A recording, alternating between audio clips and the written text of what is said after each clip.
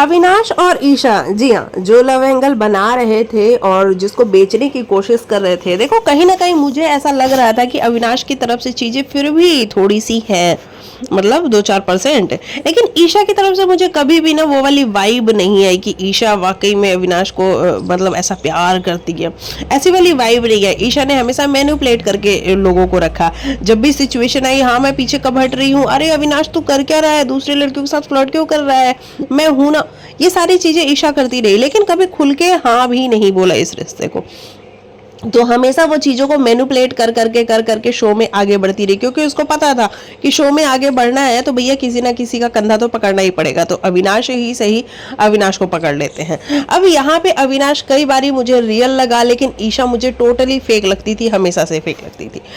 अब हुआ ये है कि यहाँ कशिश ने जब हंगामा शुरू किया तो ईशा ने पलटी मार ली है। ईशा का कहना है कि अविनाश अगर तू गलत है तो तू सॉरी बोल दे, जबकि देखा जाए तो वो वाला जो मामला था उसमें ईशा का ये बोलना कि तू गलत है तो सॉरी बोल दे, अविनाश गलत ही नहीं है, अविनाश ने कुछ ऐसा कहा ही नहीं, और जो कहा भी है वो दोनों फ्लर्ट के मूड में थे और दोनों ने फ्लर्ट ही कर रहे थे।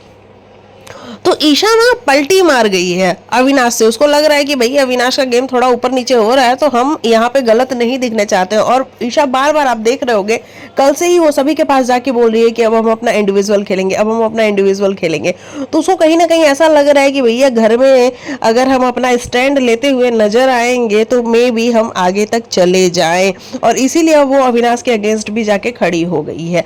अविनाश के अगेंस्ट इन द सेंस कि उससे भी बार बार यही कह रही है अविनाश तो मेरी बात नहीं समझ रहा है, अगर तूने बोला है तो तू उसको जाके सॉरी बोल दे।